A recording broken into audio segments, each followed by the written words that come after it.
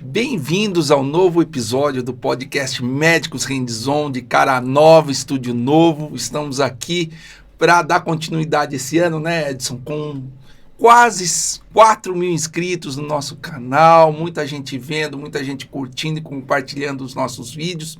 E hoje nós vamos falar de um assunto que a procura do Brasil no momento é máxima, né? Vamos falar de dengue. Estou aqui com o Dr. Edson, que é professor livre-docente na Faculdade de Medicina da USP, e nós convidamos a doutora Cristiane Rodrigues, infectologista do DASA, uma infectologista, nosso infectologista oficial, né? Edson, já é a segunda, eu já estou planejando o terceiro, o quarto. Obrigado por aceitar nosso convite. A Cris é extremamente especializada, uma pessoa muito didática, que fala bem, explica bem os detalhes. No primeiro podcast ela falou de Covid, agora nós vamos falar de dengue. Cris, prazer em ter você aqui. Obrigada, Marcelo, obrigada, Ju, pelo convite. E nós vamos falar um pouquinho, né, de dengue, que é a bala de prata, né? Agora dengue era uma coisa meio distante para quem morava em São Paulo, né?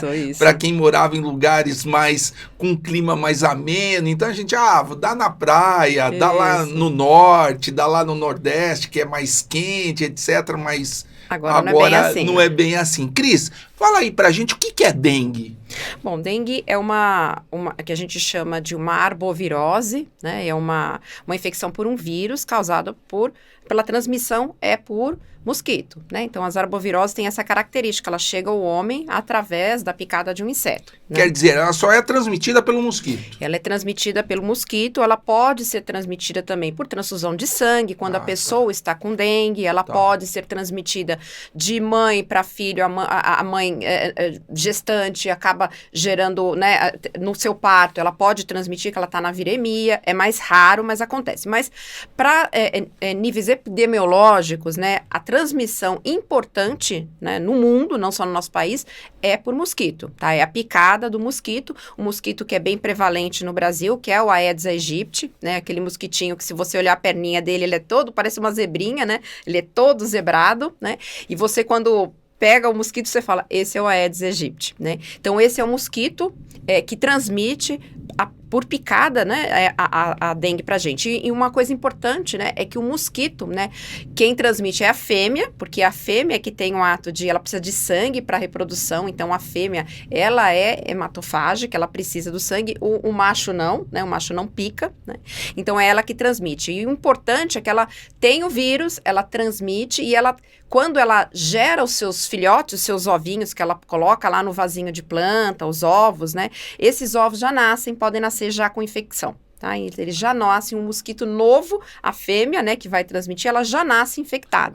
Olha só, tá? Que interessante. E o interessante também, que pode passar de um ano para o outro, é quando ela bota os seus ovos lá no cantinho, no vaso em casa, que a gente não presta muita atenção, no pneu, né? Nos lixões, né? Na piscina abandonada. E mesmo que você seque aquele vasinho, não, eu cuidei dele, aqueles ovos, eles secam no cantinho do vasinho e eles podem eclodir daqui um ano. Tá? Eles ficam secos, mas preservados. Daqui a um ano, esses ovos que estavam lá, eles vão eclodir e vão nascer novos mosquitos que, se tiverem infectados, eles podem transmitir a dengue também. Ou seja, os ovos são extremamente resistentes. São resistentes para a infecção também, tá? Então, eles são bem resistentes e isso acaba perpetuando o processo ao longo do tempo, né? Por isso que é importante a gente não abrir a guarda em nenhum momento do ano em relação aos cuidados peri-domicílio, porque a gente sabe que 90% aí das infecções pelo dengue, ela acontece no peri-domicílio, ou peri de onde a gente trabalha. Quer dizer, o mosquitinho tá ali perto de você. Ele mora com a gente, né? Ele mora com a gente. Ele é um hóspede seu, né? Exatamente. Você sabe que ele chama Aedes aegypti, né? Ele veio do Egito, né? Porque Aedes significa odioso. Então, lá já na época que conheciam, desde as múmias já tem relatos de dengue, ele já era conhecido como o odioso do Egito, né? Então, ficou Aedes de odioso do Egito. Olha, né? Só, e é odioso. E ele é odioso mesmo. Me fala uma coisa, Cris, por que a gente sempre ouviu falar de dengue, né? Aqui no Brasil, sempre ouviu falar de dengue, enfim. Só que a gente sempre pensou que dengue era uma coisa, por exemplo, aqui em São Paulo, dengue era uma coisa distante da gente. tinham casos, mas não era mais na periferia, mais na praia, na né? praia, mas não na cidade de São Paulo. Por que explodiu o número de casos esse ano? Lembrar, assim, que a última aconteceu? epidemia que a gente teve foi em 2015, né? E a previsão é que esse ano talvez a gente ultrapasse o número de casos no Brasil de 2015. Porque a gente ainda não está na época de pico, né? Não. A dengue, classicamente, né, a gente fala que é as águas de março fechando o verão, né? Então, geralmente ela começa em março e vai até maio, né? 2 meses ali, onde tem muita chuva, né? E onde tem muito calor. Então, o mosquito tem uma replicação, uma reprodução maior nessa época. Só que começamos antes. Então, o que você acredita? Por que a dengue explodiu não só no Brasil, mas a gente tem dengue em locais que não existiam antigamente, na Europa, nos Estados Unidos, Sim. né? A gente tem casos aí. Primeiro são as alterações climáticas. Ninguém tem dúvida que a gente não tem mais o mesmo clima de 20 anos atrás, né? A gente tinha verão e inverno. Os climas marcados, Não, você sai de casa com 8 graus e volta com 36, né? Então, você sai de manhã com roupa de calor e volta com frio, sai com roupa de frio e volta com calor. Então, essas alterações climáticas também mudaram toda a replicação de mosquitos, tudo isso fez com que tivesse toda uma alteração em relação a isso. Outra coisa... Uma anarquia natureza, exatamente. Né? A gente está mais próximo também, invadindo a natureza, eles acabam invadindo mais para cá, né, para dentro das cidades. A gente tem um crescimento de número de pessoas muito grande, né? Então, todo mundo mais aglomerado, né? Lembrar que se você estiver com dengue hoje, né? E o mosquito te picar, esse mosquito vai se infectar, né? De você. Olha só. Porque você está na fase da viremia, o seu sangue está circulando. Você transmite para o mosquito. Você transmite para o mosquito e o mosquito, ele já transmite para outra pessoa. Ele tem os dias do ciclo dele, ele já pode transmitir para outra pessoa, tá? Então, isso é importante. Então, quando a gente está com dengue, é importante a gente evitar a picada do mosquito, de qualquer mosquito, porque o não infectado vai se infectar com você. Tá? Então, isso é importante também, tá? Ou seja, quem tá com dengue tem que se proteger do mosquito. Tem que se proteger do mosquito também. Que vai estar protegendo a família. Vai estar protegendo outras pessoas também. Ele não voa tão longe, mas você pode infectar seu vizinho, pode infectar, olha só. Né? Ele não voa longe, mas ele entra no elevador, né? Então, ele sai do primeiro andar e vai pro 25º, né? Temos que proteger o mosquito de nós. De nós também, né? Olha só, então, assim, alteração climática, o excesso de pessoas, né? Essa mobilidade que a gente tem fácil, né? A gente tá aqui, a gente dorme em São Paulo e acorda na Europa, né? A gente dorme em São Paulo, daqui a 24 horas a gente tá na Austrália, né? Então, a gente pode levar rapidamente, porque a gente tá bem hoje, amanhã a gente tá doente. A gente geralmente não viaja com febre, doente, não deveria, né? Mas você tá bem e quando você chega num outro país, às vezes você teve uma infecção leve. Exatamente. Lembrar que 80% das dengues, elas são sem sintomas ou oligossintomáticas. Igual Covid, praticamente. Ou seja, a maioria a gente não vai sentir nada, ou vai sentir aquela dorzinha no corpo. Nossa, eu tive uma febrinha hoje, amanhã eu tô ótimo. Então, a maioria, sim. Mesmo sendo a maioria assim, o vírus está dentro de você circulando. Então, esse vírus que você adquiriu, ele vai ter uma viremia, ou seja, ele está circulando no seu corpo ao redor aí do início dos sintomas, ou quem não tem sintoma, ao redor de 5, 7 dias você tem a viremia. O vírus circula e nesse período você está transmitindo para o mosquito, digamos assim. Né? Olha só. Então, isso é importante, porque tendo mosquito peridomicílio no seu trabalho e você estando se sentindo bem, né? Você não se sente bem, não sente nada, você está infectando novos mosquitos que vão transmitir para gerações, né? A mosquitinha transmite para a geração posterior. E né? esse ovinho pode ficar ali infectado durante um ano, né? E daqui a um ano eclode e continua o ciclo. E isso tudo tem essas alterações aí de clima, muita gente, saneamento básico faz diferente, a educação da população, né, as pessoas terem noção disso e cuidarem de perto de casa, e a associação também, né, com os sorotipos que vão, né, circulando do vírus da dengue, né, a gente tem 4 sorotipos bem conhecidos no mundo, né, então você só se infecta por um sorotipo uma vez na vida, mas você tem os outros 3 para brincar. Quer dizer, você pode reinfectar. Você pode reinfectar com sorotipos diferentes. E são essas reinfecções, né, que aparentemente, elas podem ser mais graves. Então, 60% a 80% das vezes da primeira infecção, você não vai ter muito sintoma, claro que pode ter, e as outras podem ser um pouco mais graves. A reinfecção, então, normalmente é mais grave. E quanto mais longe você tiver do período que você fez a primeira infecção, pode ser um pouquinho mais grave. Mas claro que tem outras associações, não é só a infecção. São as comorbidades, ou seja, você ter algumas doenças, o extremo de idades, ou seja, acima de 65 anos, de 60 anos. As crianças têm, né, quadros mais graves de dengue, né? Então, isso a gente vai comentar, né, para frente da vacina, por que indicaram no adolescente, né, as vacinas que chegaram, porque podem ter realmente quadros mais graves, isso é importante, tá? Então, os extremos de idade e as doenças, as que a gente chama de comorbidades, que são doenças que a gente tem ao longo da vida, todo mundo tem. Doença cardíaca, doença pulmonar, né? A asma, a doença pulmonar obstrutiva crônica, os pacientes que fazem uso de alguma medicamento imunossupressor, né? Ou seja, estão em quimioterapia, algum imunobiológico que imunossuprime, pacientes que usam corticoide cronicamente, né? Esses vão ter uma infecção mais grave, porque a imunidade não vai trabalhar muito bem com qualquer infecção viral, a gente sabe, né? E as gestantes são extremamente importantes, né? Porque a gestante, ela já é classificada como diferente, como uma paciente sob risco. E além disso, ela pode transmitir para o filho. Ela pode transmitir, né? Se estiver perto do parto, ela pode transmitir, né? Então, isso tudo é muito importante para a gente estar discutindo. Então, esse aumento para esse ano, né? Que não era esperado. Claro que os ciclos de dengue, aí eles acontecem, as epidemias, né? Em alguns locais, como você falou, aqui não tinha, mas já tem estados aí. A gente ainda não entrou, ainda não abriu, acho que epidemia em São Paulo, até começo da semana não, porque a gente precisa de mais de 300 casos por 100 mil habitantes, mas já tem 6 ou 7 estados no país, né, que já abriram, né, Minas Gerais, Rio de Janeiro, Distrito Federal já abriram como epidemia. A gente ainda tá, mas a gente provavelmente vai chegar lá também, tá? 2 parênteses aqui, antes de você seguir. Hoje, 80% da população mora em zonas endêmicas de dengue no Brasil. Sim. Tá? Aumentou isso. Aumentou, tá? E a gente tem aí estudos mostrando que nos últimos 30 anos, a gente aumentou em 50 vezes o número de casos de dengue, coisa, né? No nosso país. Então, e outro detalhe, desculpa, que você falou, que saneamento básico é importante.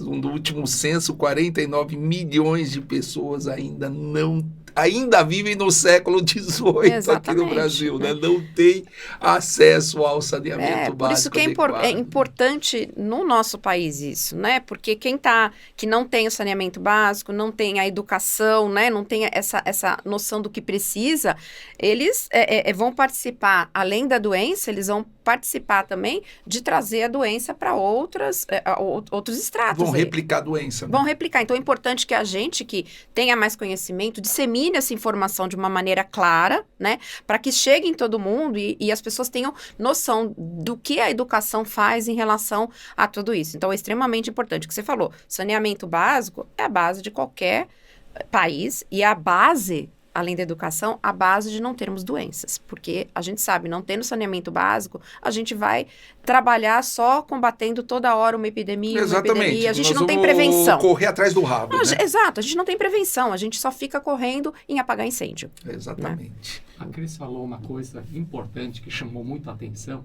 que a reinfecção, ou seja, pegar dengue novamente, essa nova reinfecção costuma ser mais grave. O que isso significa? Significa que nós devemos fazer de tudo para que a nossa população, imagina a quantidade de pessoas que já pegaram dengue no nosso país. Muita gente. E potencialmente, se eles pegarem de novo, pode vir um caso grave de dengue. Sim. Bebe uma água aí. Que nós devemos fazer de tudo para prevenir novos episódios de dengue, principalmente aquelas pessoas que nunca tiveram dengue. Exato. Então, ou seja, todo cuidado é pouco. Eu realmente achava que a reinfecção era menos grave, né? Pelo sistema imunológico estar preparado, ao contrário, né? É o contrário. Vamos falar de sintoma um pouquinho? Vamos falar assim. E só mostrando um pouquinho o que aconteceu. Os ciclos de dengue, né, de casos aumentados no país, eles ocorrem de 3 a 4 anos, né? Então, nós tivemos um grande pico em 2015, vários estados com epidemia. E o que aconteceu que nós não tivemos nos 4 anos de 2015 para cá? A pandemia. A gente teve a pandemia, né? As pessoas circularam menos. A gente ficou mais em casa, o fechamento das Mudou escolas. tudo, né? Então mudou toda essa dinâmica. E o que aconteceu agora, a gente voltou, né? A gente ainda bem, né? A gente voltou e isso vem com um certo custo aí associado a tudo que a gente falou, de alteração. Quando veio pesado, tá vindo pesado, alteração climática, exato, pandemia, né? etc. E aí, falando agora nos sintomas da dengue, né? Lembrando de novo que 60% até 80% vai ter um sintoma leve. Então, você acordar de manhã com 37,5, um mal-estar, o dia seguinte está bem, talvez tenha sido dengue. Uma dor de cabeça uma dorzinha de cabeça. né? Uma virose. Um mal-estar e tal. Uma virose na atual circunstância pode ser dengue, né? Lembra antigamente, uma gripe na atual circunstância era Covid, e era, né? E agora qualquer virose. Isso é importante porque a gente precisa ter um número de casos, a gente precisa, como eu vou comentar um pouquinho mais para frente, né? A gente precisa de diagnóstico precoce para que a evolução da dengue seja benigna, tá?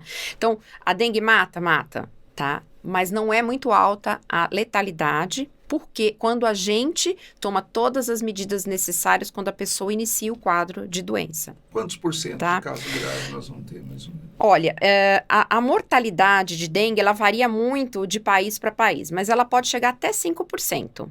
Muito parecido com a Covid. Né? Ela pode chegar. E os estudos mostram de 0,1% a 39%, porque pegam diversos países, pegam serviços de saúde que não estão preparados. De novo, os serviços de saúde estarem preparados, tanto público quanto privado, muito orientados do que precisa fazer com a dengue, isso vai mudar a nossa curva de mortalidade, de letalidade lá na frente, tá?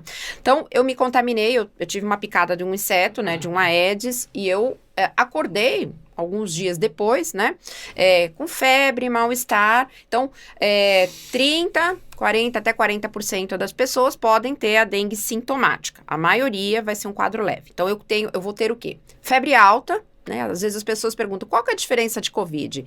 No começo, nenhuma, né? Nos primeiros 24, 48 horas. Eu tenho uma virose. É uma virose, né? Então, eu tenho febre alta, eu tenho dor de cabeça, eu tenho dor no corpo inteiro, né? Como a gente comentou no começo, né? Com o Chu, antes de começar aqui o podcast.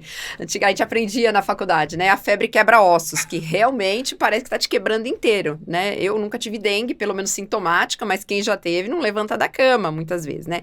É muita dor no corpo, né?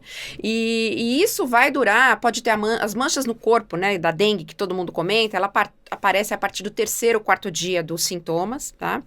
Então, a maioria vai ter, que tem sintomas, vai ter isso, febre alta, mal-estar, dor no corpo, reclama que a pele dói muito, né, ou seja, qualquer coisa que, até a roupa incomoda, né, incomoda tudo. Então, esse mal-estar é importante, mas diferente da Covid, ela não tem sintomas respiratórios. A Covid, a partir de 48, aí ela começa nariz escorrendo, dor de garganta, tosse, espirro, não tem. A dengue não tem, a não ser que você faça um outro vírus junto. Mas, no geral, não tem sintoma respiratório nenhum. Então, você vai pensar na dengue.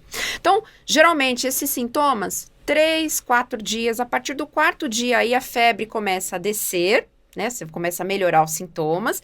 E aí, você pode ir para 2 polos aí.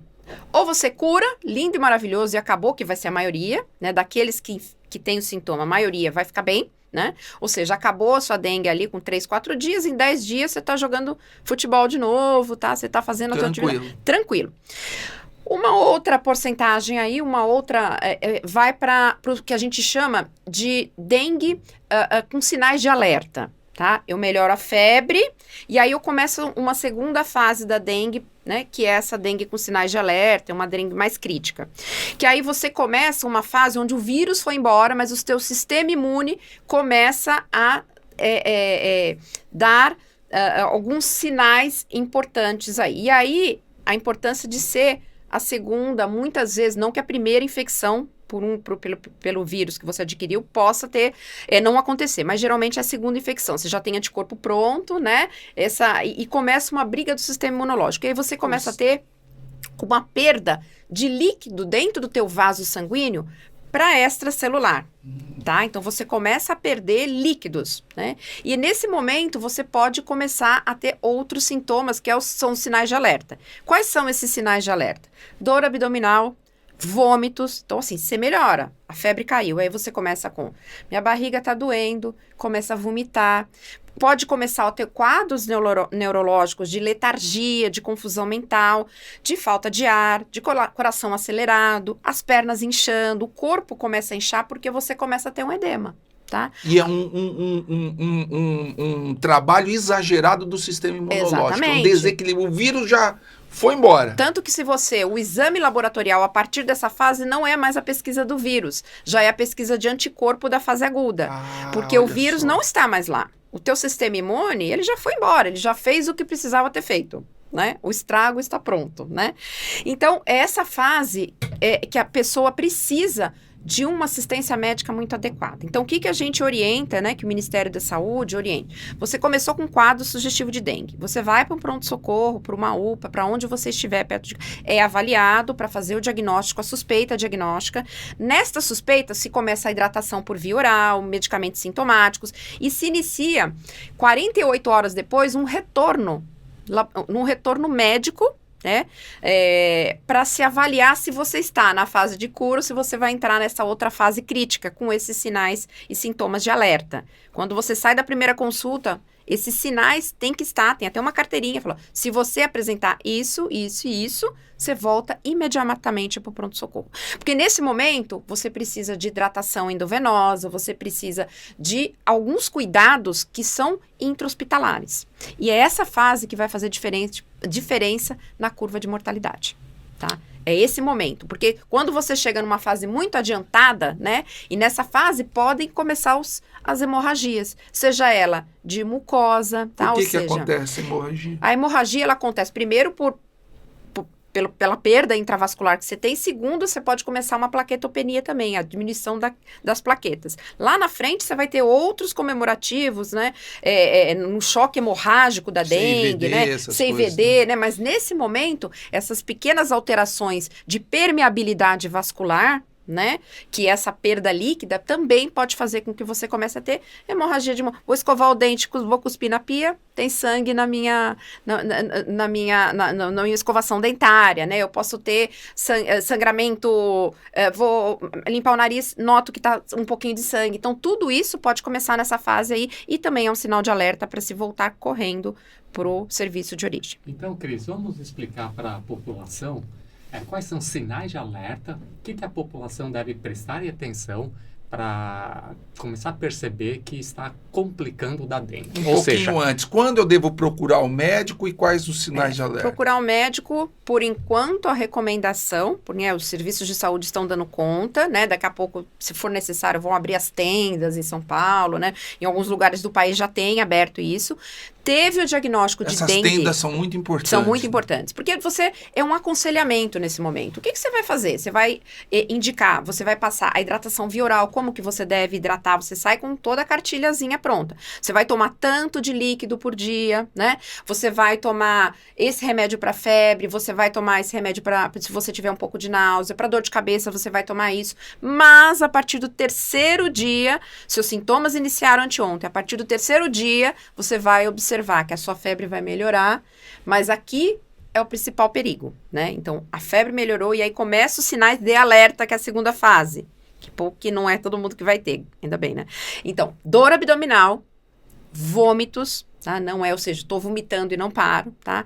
Qualquer quadro que você note do seu pai, da sua mãe tá mais confuso, tá mais letárgico, mas não quer mais levantar da cama. Às vezes os sintomas são inespecíficos, totalmente, tanto em crianças quanto em idosos. Exatamente. Né? Eles não conseguem ter um sintoma um sintoma tão importante quanto os que você está fazendo. A distensão abdominal, aí, né? Você começa, o fígado pode aumentar de tamanho, você pode começar a inchar. Tá? Ou seja, nossa, eu tô mais inchado, né? O que aconteceu? Eu tô mais inchado. Isso é um sinal de que pode estar complicando. E aí, esse momento que vai acontecer entre o terceiro, quarto, quinto dia de doença, é que precisa de atenção. Mas o importante é o diagnóstico precoce. É lá nos primeiros dias para você ter uma avaliação no pronto-socorro. Ou seja, você tá numa epidemia, começou a ficar esquisito, vai para o pronto-socorro para fazer o diagnóstico. Não tem, ou seja, todos os suspeitos têm que procurar o médico. Por enquanto, sim. E é importante, antes de você falar de complicações neurológicas, isso é muito importante, porque tem muita gente que toma aspirina para mal-estar e dor de cabeça. E o indivíduo pode estar começando com quadro de dengue e entrar na aspirina lá, do antiagregante plaquetário. Né? Nesse momento, é importante falar nisso, então, são poucos medicamentos que a gente não pode fazer uso na dengue, mas o ácido acetil salicílico, que é um antitérmico e um analgésico que todo mundo usa, né?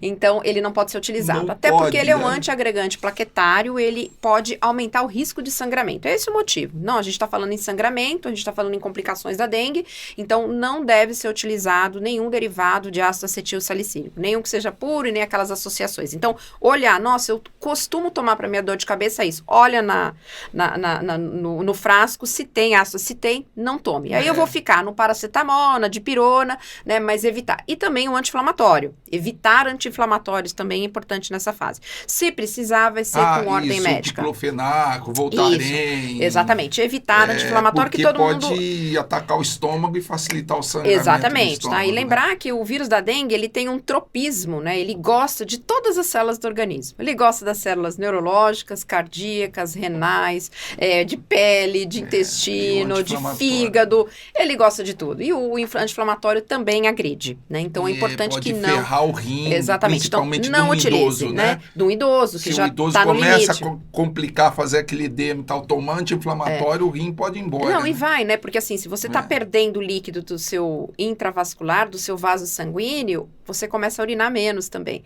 E o rim pode entrar em falência. E isso é um fator de risco importantíssimo para a mortalidade, o rim parar de funcionar lá na frente. Então vamos frisar... E como no próprio dengue, um dos problemas na fisiopatologia do dengue é que nós vamos ficando cada vez mais hipovolêmico, ou seja, a quantidade de sangue, teoricamente, de água dentro do espaço intravascular, dentro dos vasos sanguíneos, vai diminuindo. Isso significa que nós vamos diminuindo a perfusão renal.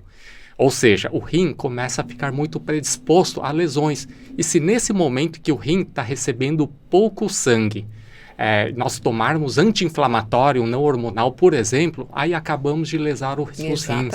Então, realmente é muito importante evitar anti-inflamatório não hormonal, né? Voltaren, Cataflam, diclofenaco, os anti-inflamatórios não hormonais, né? E evitar a aspirina ou os outros antiagregantes plaquetários. Isso. E os pacientes que são anticoagulados, seja por problemas cardíacos, anticoagulados e antiagregados, né, ou seja, que tomam anticoagulante oral, assim como tomam antiagregante, por problemas cardíacos ou neurológicos, devem avisar o seu médico para que o seu médico faça um acompanhamento do processo para poder ajustar a dosagem, eventualmente retirar. Ou seja, seu médico deve saber que você está durante o curso de uma dengue. Muito bem lembrado. Isso é importante, né? Isso foi bem discutido em 2015, eu lembro que isso foi discutido, né, no serviço que eu trabalhava. Como que a gente vai conduzir isso? Porque são pacientes cardiopatas que têm muitas vezes stent, que tiveram um AVC, então, e que tomam AS, né, e tomam até 2 antiagregantes, fazem dupla antiagregação plaquetária, e assim, eles entraram em desespero e não parava o telefone, né? Eu paro, eu tô com dengue. Então, assim, não pare o medicamento, porque você pode ter outras complicações, né? E avise seu médico e tem que fazer um segmento. Muitas vezes você vai diminuir a dose, algumas vezes você vai retirar a medicação, tá? Tudo isso tem que ter um acompanhamento bem de perto. Não faça nada sozinho. Para o manuseio correto das drogas. Não se automedique de nenhuma forma. Nem tire, nem coloque coisa nesse momento. Eu te perguntei isso porque alguém me ligou, alguém da minha família, né? Ai, que aconteceu? Eu acordei com um mal-estar, eu tô com uma dor atrás do olho, eu acho que eu vou dar um AS para ele. Eu falei, não dá. Vai pro pronto-socorro, descarta a dengue, descartou tudo bem. Isso vai fazer diferença, tá? Muito bem amarrado, né? Evitar, procurar qualquer um que tenha, durante a epidemia, algum sintoma suspeito de dengue, vai ao pronto-socorro, ou vai à tenda, lá vai fazer o diagnóstico. Não se automedicar com antiagregante, anti-inflamatórios, porque... Essa segunda fase aí da dengue, que algumas pessoas vão, que é a fase dos sinais de alerta, né? E aí, o que acontece a partir daí, né? 2 a 5%, né, vai partir para a dengue grave ou choque hemorrágico da dengue. Tá? O restante vai curar, né? Ou seja, muita gente vai curar. Se todas as medidas forem adequadamente tomadas. Geralmente, nessa fase de sinais críticos, né, sinais de alerta, a gente interna o paciente, tá? Ou faz um acompanhamento muito próximo de medicação na veia. Às vezes, se não tiver vaga, você deixa ele hidratando na veia naquele momento, volta daqui a pouco. Então, tem um acompanhamento muito de perto. Depende de cada caso. A maioria interna para fazer hidratação, para o rim não parar de funcionar, para você ter todo um acompanhamento. Como o Chu falou, você perde a água de dentro do vaso e fica muito sangue lá dentro. Aquele sangue, ele aumenta o que a gente chama no exame laboratorial o hematócrito, né? Isso faz com que haja outras complicações que precisam ser contidas. Então, a hidratação na veia, tudo isso tem que ser muito bem acompanhada. Isso, na maioria das vezes, vai ser sob regime de internação hospitalar.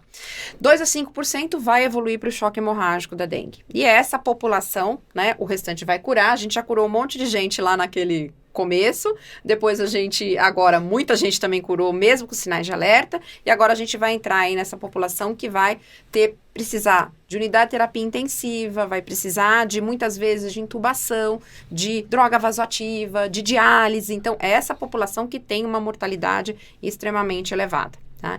Então, é um quantitativo menor, né, ainda bem, mas que pode, sim, inflar os serviços de saúde quando o N de 210 milhões de habitantes é muito grande, tá? Então, a prevenção aqui, para não chegar nesse momento, que é o momento realmente onde vai haver letalidade, onde as pessoas vão morrer, ela deve ser desde a primeira fase lá, no primeiro sintoma, para evitar que a gente chegue aqui. E é evitável na maioria das vezes. A maioria das vezes é evitável. Ou seja, se você chega com tratamento, na fase, nos sinais de alerta, você vai evitar uma complicação maior. Não é 100%, mas a gente evita, né? É 90% das vezes, 95% você pode evitar. Não, isso é importante para não sobrecarregar o sistema de saúde, né? Exatamente. Sobrecarregar as UTIs, como aconteceu na Covid, por exemplo, que você não conseguia evitar muito a progressão dos casos graves, né? E lotar as UTIs, a dengue, se você chegar antes, você evita, lembrar, né? Que não é o fique em casa agora, né? Não, nada a ver. Assim, por enquanto não, né? Mas no começo, né, da Covid, a gente falava, olha, porque a gente sabia que não ia fazer muita diferença ir no pronto-socorro no primeiro dia. Na realidade, né? O fique em casa era só para espalhar mais lentamente os casos para o sistema de saúde dar conta. Exato. Mas a dengue é o contrário, exato, né? Mas mesmo no começo do quadro gripal, a gente falou, olha, só procure o serviço médico se você sentir isso, vai monitorando e tal. Na dengue é importante para orientação, porque nós temos o que fazer nessa primeira fase. Vamos hidratar melhor, vamos, né? A transmissão é mais lenta. Com a Covid também, com o tempo, a gente sabia, agora a gente sabe. Se você tiver Covid diagnóstico agora, eu tenho remédio para te dar. Sim. Né? Então, assim, na época não tinha. Não tinha, lá atrás, por isso que eu falei, agora não, se você tiver fator de risco, tiver problemas aí de eventualmente não ter se vacinado por algum motivo, quer dizer, e você tem medicamentos comprovadamente, de comprovação científica que você possa utilizar nos primeiros dias de sintomas, até o 5º dia aí, para evitar que você tenha um quadro grave. Então agora é totalmente diferente do que era no passado. Já a dengue, a gente sabe que é importante esse acompanhamento, um acompanhamento, uma orientação, educação, né, do que você vai fazer nos primeiros dias da doença. E a carteirinha com sinais de alerta. Com certeza. Tive sinal de alerta, tem que ir para o hospital, tem que internar, tem que tomar soro, para você não chegar nos casos extremamente graves. Eu queria que você falasse um pouquinho sobre as complicações neurológicas da dengue. E é uma coisa assim, dor de cabeça e infecção viral, elas são muito amigas, né? A gente falava muito, Covid dá dor de cabeça, mas na realidade as infecções virais, uma boa parte delas dá dor de cabeça. Fala aí um pouquinho. Como a doutora Cris falou, durante o percurso dos sintomas da dengue, o paciente, além de dor no corpo inteiro, até conhecido como doença quebra-ossos, né? Nós ficamos com dor muscular, dor, entre aspas, nos ossos, nos tendões, ligamentos, no corpo e no sistema locomotor, né? Dor no corpo inteiro. E, além disso, o paciente pode ter cefaleia, né? Pode ter cefaleia que pode variar de leve intensidade até cefaleia de fortíssima intensidade. né? As pessoas falam que a dor de cabeça pode ser um lado da cabeça só, pode ser 2 lados, pode ser dor atrás dos olhos, pode ser dor na cabeça toda. Os pacientes eles podem ter dor em aperto, dor constante, aperto de forte intensidade, pode ter escape de dor e virar latejante. Então, durante a dengue, nós podemos ter dor de cabeça de todos os tipos. Esse é o primeiro processo. E junto com a dor de cabeça, na verdade, as manifestações neurológicas, elas acontecem, as complicações neurológicas acontecem até 20% dos casos, mais ou menos, né? Existem estudos que mostram 5%, existem estudos que mostram 20% dos casos, né? Em torno de 5 a 20% dos casos podem ter manifestação neurológica. Bom, além disso, a pessoa pode evoluir com rigidez de nuca, né? Difícil para mexer o pescoço, difícil para esticar a perna. Nós chamamos tudo isso de sinais de irritação meníngia, ou seja, os envoltórios do sistema nervoso central, eles podem ficar inflamados, né? Ou seja, aí nós temos nós podemos dividir as complicações neurológicas, né, em alguns setores, né? No sistema nervoso central, nós podemos ter as meningites, né, em que o líquido céfalo-raquidiano e os envoltórios do cérebro eles podem inflamar. Nós podemos ter um quadro de meningite, né, e o diagnóstico é feito, o médico atende o paciente, infectologista, clínico geral, neurologista. Os médicos atendem o paciente, se julgar necessário, se houver rigidez de nuca, se houver muita dor de cabeça, confusão mental, sonolência, aí nós podemos retirar líquido céfalo-raquidiano para fazer análise, ou seja, líquido que banha o cérebro, que banha a medula, líquido que está em contato com as meninges, para nós sabermos se está inflamado ou não.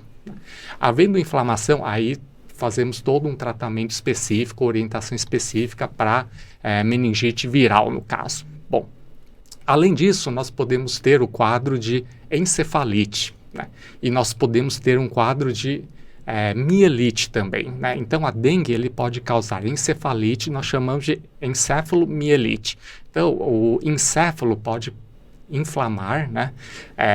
Pode ter, inclusive, destruição do parênquima cerebral, ou seja, pode dar sinais focais que nós chamamos. A pessoa pode ficar com metade do corpo sem perder a força de metade do corpo. A pessoa pode, caso seja uma mielite, por exemplo, a pessoa pode ficar com paraparesia, ou seja, ambas as pernas podem ficar fracas, né? A pessoa pode ficar, dependendo da intensidade do problema, a ficar, entre aspas, paralítica, né? Dependendo do grau de acometimento do tecido nervoso. Então, nós podemos ter encefalite, nós podemos ter mielite, inclusive com destruição de parênquima cerebral ou parênquima medular. Nós, dentro do sistema nervoso, de modo até mais raro, nós podemos ter a síndrome de desmielinização encefálica ou medular, né, em que o sistema imune do corpo ele pode produzir anticorpos que passam a atacar os envoltórios das fibras neurais dentro do sistema nervoso e provocar uma desmielinização, mas isso dentro do sistema nervoso central, né? Inclusive, quando ele é disseminado, chamamos até de ADEM, né? Que é de desmielinização disseminada por processo inflamatório autoimune. O nosso sistema imunológico ele começa a produzir anticorpos para atacar o vírus, né? E ele pode se atrapalhar e atacar o cérebro. E atacar o nosso próprio cérebro. Né? E matar as células, os neurônios. Isso. Então, até agora nós falamos de meningite, encefalomielite, né? E no sistema nervoso periférico, né, a dengue pode causar o que nós chamamos de síndrome de Guillain-Barré, que é bastante conhecido na população. A síndrome de Guillain-Barré ele pode acontecer semanas a meses depois da primeira infecção, ou seja, quando a pessoa nem mais lembra que teve Dengue. uma dengue, aí pode começar com fraqueza em membros inferiores, né, nos membros, né, geralmente membros inferiores, mas pode começar com fraqueza em membros superiores também. Trata-se de uma fraqueza ascendente, aí vai acometendo, vai subindo a fraqueza, daqui a pouco está em membros superiores, e se o processo se agravar, pode pegar a musculatura da respiração, pode pegar a musculatura do rosto, ou seja, dependendo da gravidade do quadro, a pessoa precisa ir para um pronto-socorro, para ser internado. Alguns pacientes precisam até de ventilação mecânica. Tá? E a síndrome de Guillain-Barré, ela é caracterizada por, nós chamamos de polirradículo neuropatia inflamatória aguda, ou seja, de modo repentino, agudo, a inflamação dos nervos periféricos, assim como as raízes nervosas, né? E é caracterizado por desmielinização também, ou seja, é uma doença autoimune desencadeada por uma infecção viral, né? Pode ser a dengue, pode ser a chikungunya, pode ser hepatite A, B, etc. Né? São vários tipos de vírus, mononucleose, etc. Vários tipos de vírus podem depois fazer com que o nosso próprio sistema imune COVID, se confunda, né? E isso, a própria COVID, COVID também pode dar. Muito Guillain-Barré com COVID, né? Perfeito. E esses anticorpos, eles passam a atacar a mielina, ou seja, a capa de gordura que envolve os nervos, a mielina do sistema nervoso periférico. Então, esses são os principais, assim, e a última modalidade de manifestação neurológica, aí seria no dengue grave, né? Dengue grave, resultante de complicações sistêmicas, ou seja, nós sabemos que dengue pode dar insuficiência hepática, hepatopatia, né? O dengue pode dar insuficiência renal, ou seja, dengue acomete múltiplos sistemas, e a insuficiência renal pode dar acometimento neurológico, assim como insuficiência hepática pode dar sintomas neurológicos, de rebaixamento neurológico, inchaço do cérebro por causa de alteração de metabolismo no corpo, dando hipertensão intracraniana, pode até ter aumento da pressão dentro da cabeça, né, por inchaço do cérebro, por causa das complicações sistêmicas.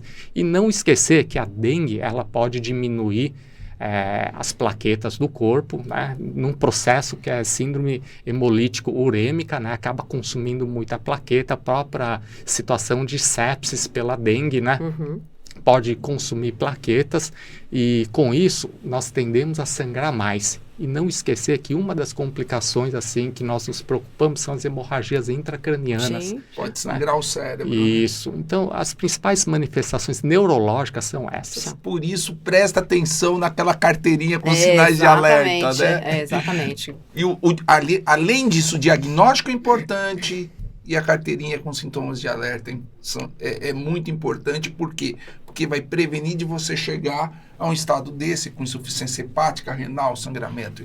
E mesmo que acabe saindo da UTI, se vença toda, né? A mortalidade não é 100% nesse quadro, mas é muito próxima. Se vença tudo isso, é o que o Dr. Chu falou, você vai sair com sequelas graves, né? Muitas vezes você não recupera o rim, vira um paciente que vai fazer diálise a vida inteira, você acaba tendo complicações neurológicas de ficar acamado uma vida inteira, com déficits importantes, né? Então, assim, a prevenção aqui é o mais importante. Ou seja, evitar de pegar dengue, que a gente vai comentar daqui a pouquinho, né? Como que a gente pode fazer isso de uma maneira mais efetiva, né? E se eventualmente vier a ter dengue, que, né, com tudo isso que a gente está tendo aqui de epidemia, que a gente tome todas essas medidas de evitar que chegue num quadro extremo, como o choque hemorrágico da dengue, né? Que é a última fase aí, que tem uma letalidade extremamente elevada. Antes de entrar, então, no evitar... o tratamento, você já falou aqui, o tratamento é inespecífico, totalmente, né? Totalmente. Não tem um remédio, eu vou tomar... Não tem um remédio que você vai tomar e que você vai eliminar a infecção. Não tem. É importante, eu não vou nem falar o que estão espalhando por aí, mas não tem. Tá? E nem excessos de suco de limão, que também tem, uma série de coisas naturais, né? Isso não evita, Não há estudos científicos. Preste atenção, faça o diagnóstico e olhe a carteirinha. Exatamente. Com sinais de alerta. Deu o sinal de alerta, vai. Mesmo até as crianças com sintomas inespecíficos, vá ao pronto-socorro, Sim, faça o com diagnóstico, certeza. porque criança e idoso, os sintomas são inespecíficos. E lembrar que, às vezes fala, não, mas a gente sabe que a segunda ou a terceira dengue, né, a reinfecção, ela é mais grave, né? Mas assim, lembrar que você não sabe se teve dengue alguma vez na vida, porque 60% não vai ter sintomas, né? Até mais do que isso. Então, você pode estar, assim, no segundo episódio de dengue e não saber, né? Então, isso é importante, né? Porque a gente não vai ficar fazendo exame de sangue para ver se algum dia eu tive dengue, né? Ninguém faz isso, né? Não tem sentido. E aí, quando você fala, não, mas é o meu primeiro episódio de dengue, pode não ser, né? Então, preste atenção, porque eu já escutei isso de paciente meu também. Não, eu não procurei mais cedo porque é a primeira vez que eu tenho dengue. Não dá para saber porque os sintomas são inespecíficos muitas vezes. O diagnóstico é feito com...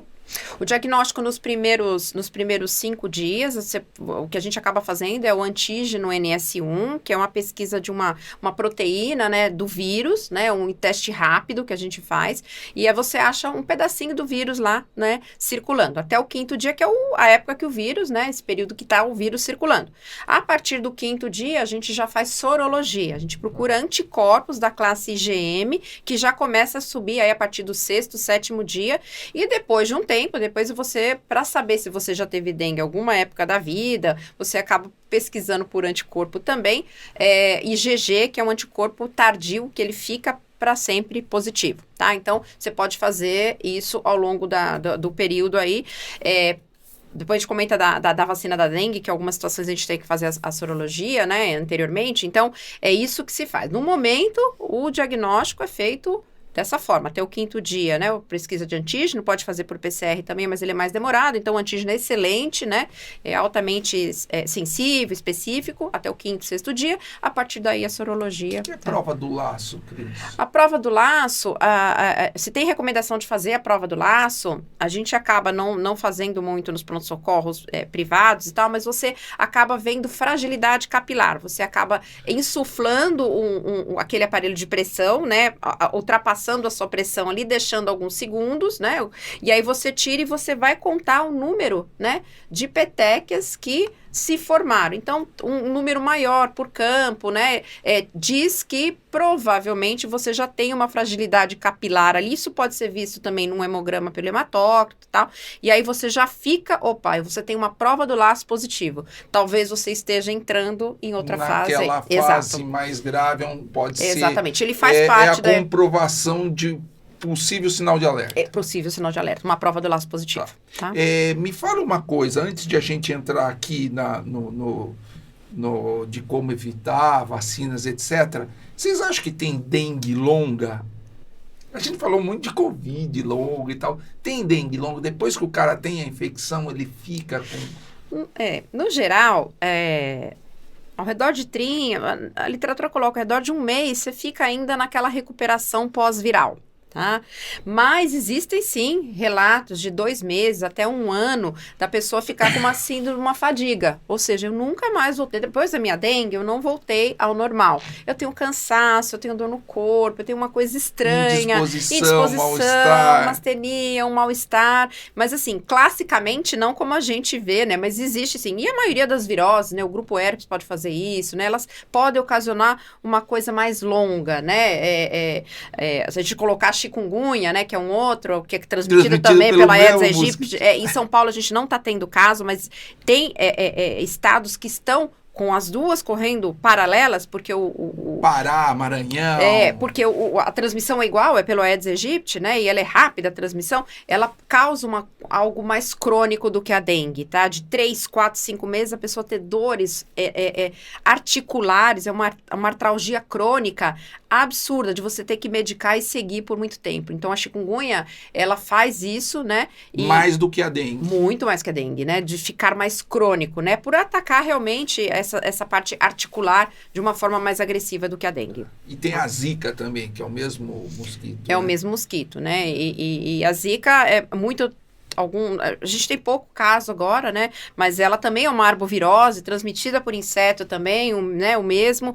E só que não está tendo caso agora. Ele é um pouco mais leve, causa mas ela causa, né? Na gestante, né? A microcefalia, né? Que você transmite pro feto e a criança, né? A gente teve vários casos no Brasil, né? Todo mundo lembra, antes da Covid, foi um caos, né? E isso vai gerar, né? Gestantes extremamente estressadas, com possibilidade de dar à luz a crianças com problemas neurológicos graves, que vão sofrer durante anos toda a parte de reabilitação, né? Então, isso é extremamente importante também, que se evite que isso chegue de novo num número elevado aí dentro do nosso país, que isso vai longe, né? Bom, então nós vamos evitar a dengue agora.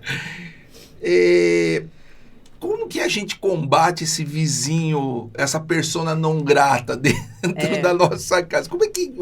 Quais são as medidas que a gente tem que fazer de combate a esse mosquito? Então. As básicas, aí a gente vem vindo então, a gente começa aí com as medidas que todo mundo fala a vida inteira, que todo mundo ouviu desde a época da escola, né? Ou seja, evitar o mosquito, né? Evitar que o mosquito se replique e que ele permaneça perto da gente. Então, assim, como falei no começo, né? O mosquito é um grande problema porque ele se infecta fácil, né? A fêmea precisa de sangue e ela vai procurar, né? Não tem jeito.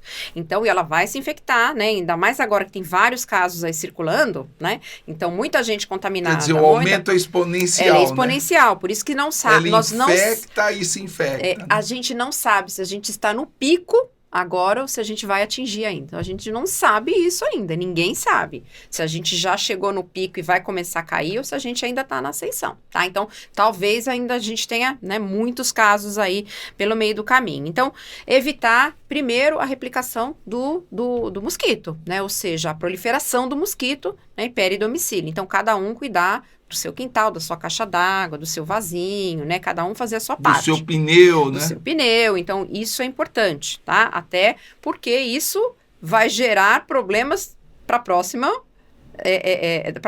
época, próxima sazonalidade, se é que a gente ainda tem isso por conta das alterações climáticas, né? Então, isso é importante. A gente não sabe como vai ser. Então, primeira coisa é isso. Cada um fazer a sua parte, né, individualmente, e o governo como coletivo aí também investir em campanhas, né, investir em tudo isso tem também. Tem o fumacê, né? Isso assim, tem trabalhos mostrando que ele diminui o mosquito e tal, mas ele não é, robustamente, não é a medida mais importante. A medida mais importante está ali, dentro da sua casa. Educação, né, educação e as pessoas saberem investirem a camisa em relação a isso. Tem alguma coisa que você pode jogar dentro da água, do vasinho e tal? Tem várias coisas, assim, o mais importante ali, assim, o problema de jogar algumas coisas é que tem coisas naturais, que eu não vou saber falar muito bem se são eficazes, mas assim, os vasinhos, colocar naquele vaso areia, evitar a água parada, porque o mosquito gosta de água limpa, e ou a planta trocar também. água, né? Então, assim, mais importante... de uma maneira periódica. O trocar também, se tiver o ovo aderido, não adianta, porque você tem que tirar, lavar, remover os ovos que você não tá vendo, com água, sabão, então isso é muito complicado. Então, a recomendação maior ali é realmente colocar naquele vasinho que cria água, encher de areia, colocar ele em cima, então tentar evitar a água parada da melhor maneira. Aí ver com cada planta o que cada um consegue fazer ali, tá? Então, primeira coisa, a caixa d'água fechada, tudo isso dá para fazer, as piscinas que ficam... A piscina do vizinho que não mora mais lá e tá que você olha, tá sem verde, tratamento, né? Da água faz muito tempo, isso é muito importante. Aí chamar a prefeitura para poder entrar na casa, fazer toda uma recomendação, notificar o morador, tudo isso é importante também, tá? Então, todas essa prevenção da proliferação do vetor, né, do mosquito é extremamente importante. Bom, independente, aí eu vou ter o mosquito circulando, porque não tem muito jeito, aí assim... Em locais de grande diamonta, aí você colocar mosquiteiro, colocar tela na janela, tudo isso para evitar que o mosquito entre dentro de casa. Evitar os horários de pico de mosquito, né? Então, tem horários que ele tem um hábito diferente do pernilongo normal, ele é o dia né? inteiro, né? Mas ele é o dia inteiro, né? Ele é o dia inteiro. Ele gosta dele, para complicar a nossa vida, ele não faz aqueles, né? Mas evitar... Ele não atrapalha o sono. Mas se tem muito sol e tal, ele não vai estar. Então, assim, tem aqueles períodos que você pode ficar mais tranquilo. Evitar utilizar roupas escuras, né? Porque o mosquito adora uma roupa preta, uma roupa escura, tá? Evitar... o mosquito também gosta muito de cheiros. Ele gosta de perfume, tá? Ele gosta de coisas, né? Então, evitar perfume, evitar desodorantes de cheiro, porque você sai, ele vem atrás, né? Então, tem alguns cheiros que ele gosta. Perfume, a mocinha, a Aedes aegypti, ela gosta do perfume, ela é mulher, né? Então, evitar os perfumes. Eu vou sair de casa com uma roupa escura cheia de perfume, né? Então, assim, cuidado. Ela vai olhar ali e falar, olha, você é vulnerável, né? Isso é uma brincadeira, mas são medidas de prevenção, né? Utilizá-las todas associadas. E aí, claro, né? Os repelentes, né? O repelente é extremamente importante. Todo mundo, acho que viu, agora tá faltando repelente no mercado. E tem uma gama absurda e variada, né? Então, o que a gente usa aí de repelente? O que é um repelente bom? É um repelente que ele não seja tóxico, né? Que ele espalhe bem no corpo, né? Lembrar que ele não saia na água ou em abrasão, ou seja, né? Eu coço aqui, saiu o repelente, né? Eu coço ali, saiu o repelente. Eu ponho uma roupa, ele saiu. Então, que ele se mantenha ativo, né? Com a função que é de repelir um inseto, né? Que seja cosmeticamente agradável também, porque senão, né? Não tem um odor muito forte. Então, e que tenha uma eficácia em repelir o mosquito de você. Aedes, né? O Aedes, né? O pernilongo também não precisa picar a gente também, porque é ruim, né? O borrachudo, né? Mas que tem essa função. Então, tem alguns no mercado, né? Se a gente olhar na prateleira da farmácia, vai achar 10 mil concentrações, um para bebê, um para não sei, um para isso, um para aquilo. E cada a concentração dele vai depender o tempo que ele tem de ação, né? Então, assim, tem concentrações que mais usa é o DT, né, e a icaridina, ou a picaridina, né. O que a gente mais gosta é a picaridina, né, geralmente acima de 20%, porque ela tem um efeito mais prolongado. Tem picaridina, a icaridina, que ela tem efeitos até de 10 horas de proteção, não sai na água. Então, você vai para locais muito, né, quando se viaja, para evitar, né. Pescar, né? Vai pescar, você usa esses mais potentes, e realmente ele é mais potente. E tem aqueles mais leves, né, e aí tudo vai depender, né. O Ministério da Saúde não orienta a utilizar em bebês abaixo de 6 meses, né? Então, a grávida deve usar 100% do período que ela estiver ali, a gestante, né? Ela pode utilizar, ela deve utilizar para evitar ser picada, né? Até porque ela não está no grupo, ela não pode vacinar ainda, que a gente vai comentar, né? Então, ela precisa se prevenir com as medidas comportamentais, tá? Porque ela é grupo de risco, né? Importante, né? Utilizar sim, né? A gestante pode utilizar? Pode. E quem está amamentando também pode utilizar, tá? Mesmo amamentando. Claro que ela não vai passar no bico na hora que a criança vai amamentar. Então, assim, ela amamenta, acabou de amamentar, ela vai sair, alguma coisa, ela passa o repelente e sai. Isso, né? É muito importante. Então, a gestante, ela tem que ter um cuidado mais especial com comportamentos do que a população geral, porque ela não pode vacinar. Exatamente, né? Tá? Então, é importante que ela tenha todas essas medidas de evitar que a picada do inseto, que é isso, a prevenção para ela vai ser essa, tá? No momento, né? Então, é importante os bebês usar mosquiteiro, usar a tela, evitar que o bebê... Eu vi um comentário de repelente que, assim, é importante. Você vai comprar um repelente, primeiro, porque tem muita essa história de caseiro, faz daqui, faz dali, é uma coisa meio arriscada de ele não funcionar. Primeiro, vira e olha se é aprovado pela Anvisa. Exatamente. É o primeiro passo.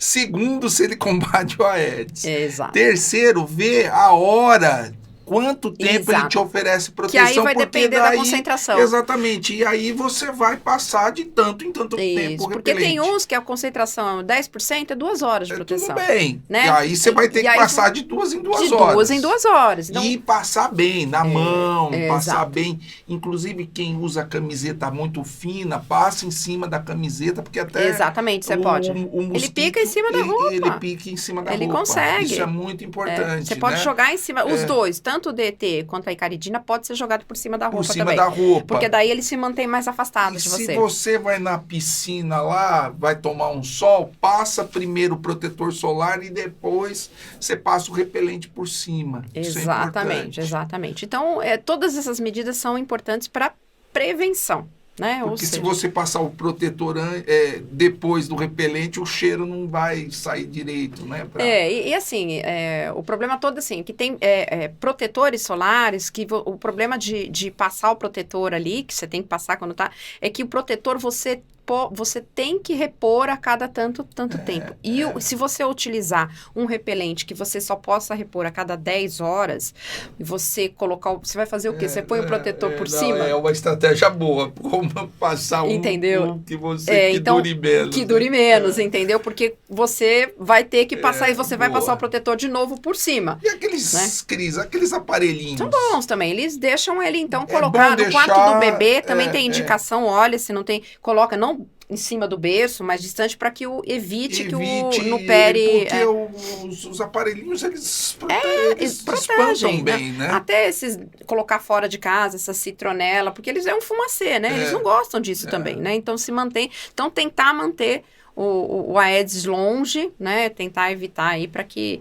possa ter alguma coisa melhor. E aí tem as estratégias de modificações genéticas de mosquito, que são muito interessantes, olha só. Né? Tem duas, ela é mais cara, mas é algo que alguns países já usam, já tem alguns locais aqui, se não me engano a Fiocruz também estava estudando isso, de a modificação genética do mosquito. Então, você que faz um mosquito macho, né, modificado geneticamente, que vai acasalar com uma fêmea, e essa fêmea não é capaz de os ovos dela não eclodem, né? Olha só, praticamente esteriliza a fêmea. Você deixa né? a fêmea. Então, a longo prazo, isso seria interessante, né? Mas custa caro, né? Mas já tem alguns locais utilizando, né, essa modificação do macho genético. É outra coisa que todo mundo já deve ter ouvido falar, né? Que está em estudo, que tem vários locais, que é a infecção por uma bactéria chamada Wolbachia, né? Que é uma bactéria que ela infecta vários insetos. Mas o Aedes, ele é mais forte a ela. Então, você infecta ele, é uma bactéria intracelular, você infecta o Aedes aegypti com essa bactéria, né?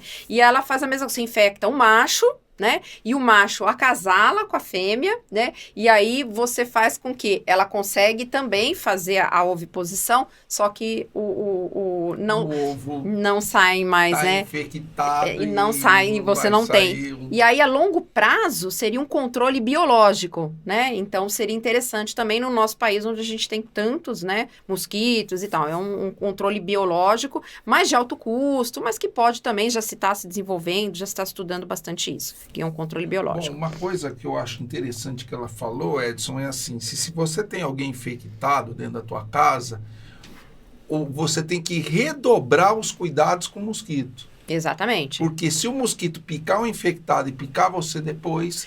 Tem duas maneiras do mosquito se contaminar. Uma, picando alguém que esteja nessa fase de que você está na viremia, que vai de 0 dia até o 5º, 6º dia. Então, você está com dengue em casa e muitas vezes você não sabe, né? Ou se estiver doente, né? Você sabe, o mosquito pica você. Então, são duas coisas. Evitar a picada no mosquito para ele não te infectar e você também não infectar o mosquito. Exatamente. Né? Então, porque você infecta. E o mosquito, ele adquire dengue como? De alguém que está infectado na fase de viremia, que ele está com vírus circulando, e a fêmea transmite para os filhos.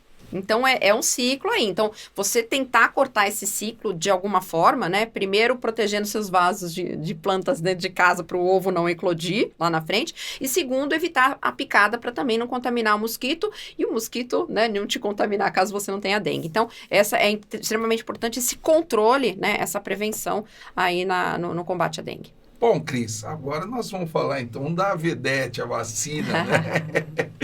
Que bom que veio a vacina, né? Que bom, a gente tá a população tá feliz com a vacina, né? Quando vê. Vamos começar a falar. Primeiro eu queria que você falasse o seguinte: a vacina, ela evita a infecção ou ela evita a infecção grave? As duas. Ela diminui, né? Então, dependendo da vacina e dependendo do sorotipo, né? Porque, por que a vacina demorou tanto, né? Porque você tem 4 sorotipos, né? O dengue 1, 2, 3, 4. Você tinha que equilibrar uma vacina que tivesse equilibradamente os 4 sorotipos, né? E que os 4 fossem, além de equilibrados, dessem uma imunogenicidade, tivesse eficácia. Então, por isso foi tão difícil, né? Continua sendo, mas tão difícil fazer uma vacina com os 4 sorotipos, né? Então, a gente tem essa vacina, né? Nós temos 3 vacinas de dengue, né? Agora, uma já foi retirada, a gente não tem mais no nosso país, mas a gente tem uma nova que chegou, que todo mundo viu na televisão. Chegou, acho que maio do ano passado, né? Junho, que é a vacina da Takeda, né? Que ela chama Qdenga. Né?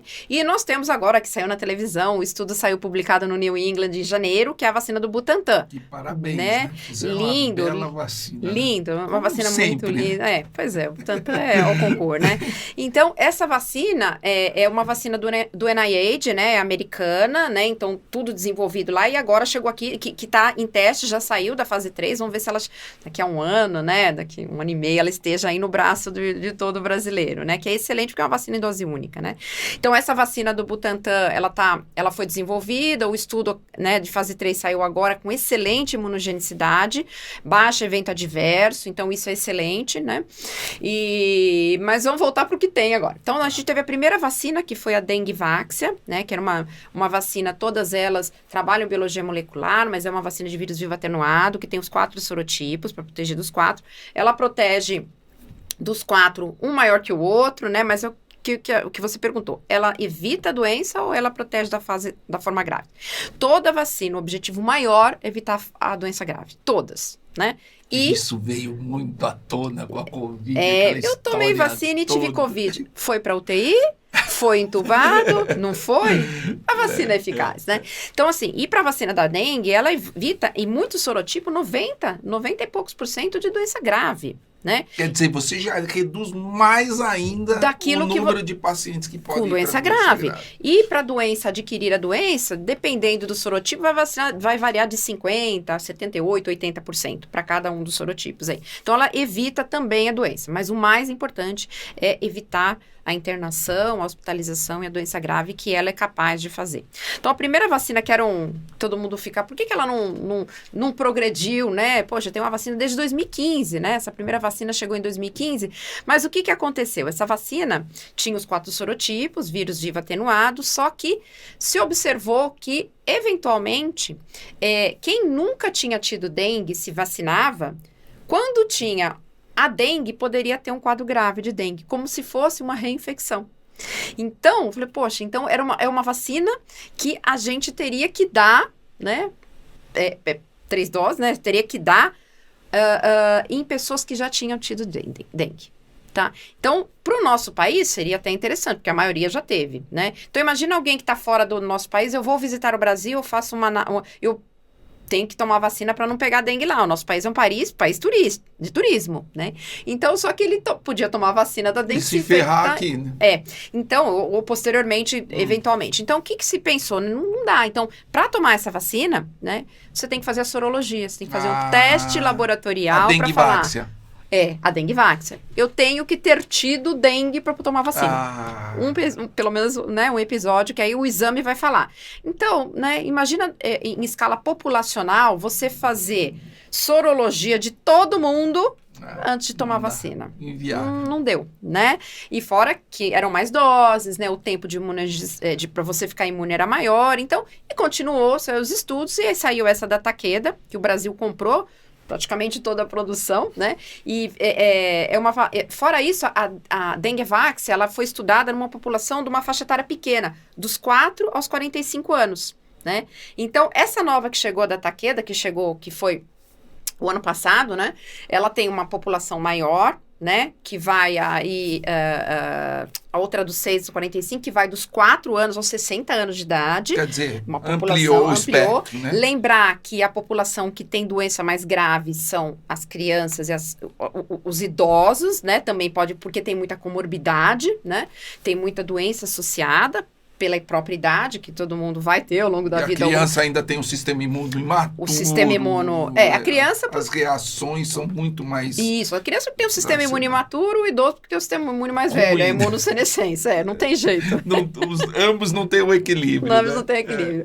Então, quando essa nova vacina, ela tem isso, ela é uma vacina de 2 doses, né? Ou seja, uma hoje, uma daqui a 90 dias, e você tem uma imunogenicidade, ou seja, uma proteção muito grande, Tá? Ou seja, ela chega a evitar 94%, 93% de doença grave para o dengue tipo 2, Muito né? bom, hein? Para o dengue tipo 1 também ela é um pouquinho menor, o 3 e 4 é menor, também não tem muito dado ainda, mas assim, é uma vacina excelente do ponto de vista de imunogenicidade, não causou esse efeito de ter o que teve dengue antes, o que não teve, ter uma reação adversa mais grave, uma dengue grave depois.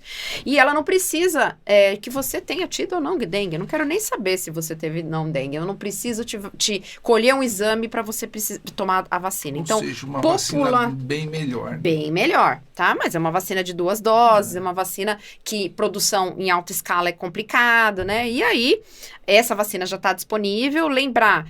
mas essa vacina, se eu tomar, o Ministério da Saúde comprou e ela colocou na faixa etária dos 10 aos 14 anos, que foi visto aonde estava tendo casos mais graves de dengue aí, tá? Ela não foi estudada acima dos 60, ela não tem dados ainda para liberação acima dos 60 anos.